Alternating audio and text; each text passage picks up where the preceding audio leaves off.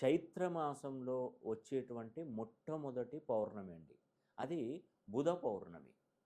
ఈ బుధ పౌర్ణమి అన్నది కూడా 2026 సంవత్సరం స్వస్తిశ్రీ పరాభవనామ సంవత్సరంలో వచ్చేటువంటి ఈ సంవత్సరంలో మొట్టమొదటి పౌర్ణమి అది బుధ పౌర్ణమి. గుర్తుపెట్టుకోండి. ఈ బుధ పౌర్ణమికి ఎంత శక్తి ఉంటుందంటే అది అనితర సాధ్యం.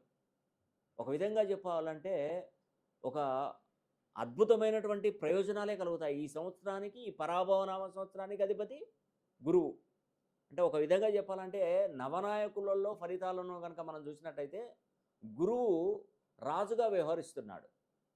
ఆ గురువు రాజుగా వ్యవహరిస్తున్నటువంటి ఈ కీలకమైనటువంటి టైంలో మనకు ఈ బుధ పౌర్ణమి రావడం, బుధవారం రోజున బుధ పౌర్ణమి రావడం, అది 1వ తారీఖు రావడం ఎంత అద్భుతం అండి. 2026 సంవత్సరాన్ని మొత్తం ప్లస్ చేస్తే కూడా 1వ నంబర్ వస్తుంది.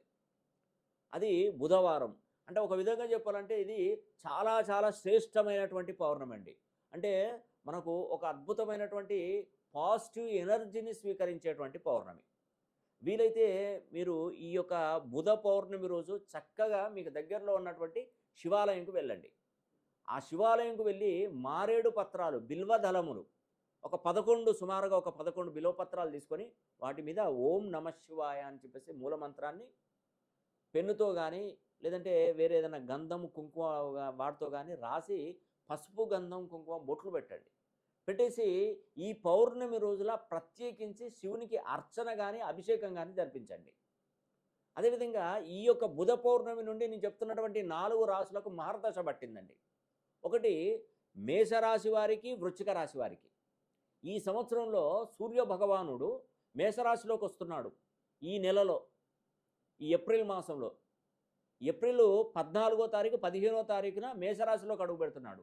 అందుకే మేషరాశికి రాశ్యాధిపతి కుజుడు. అదేవిధంగా మేషరాశి, వృశ్చిక రాశి ఈ 2 రాశులకు మహర్దశ పట్టబోతుందండి.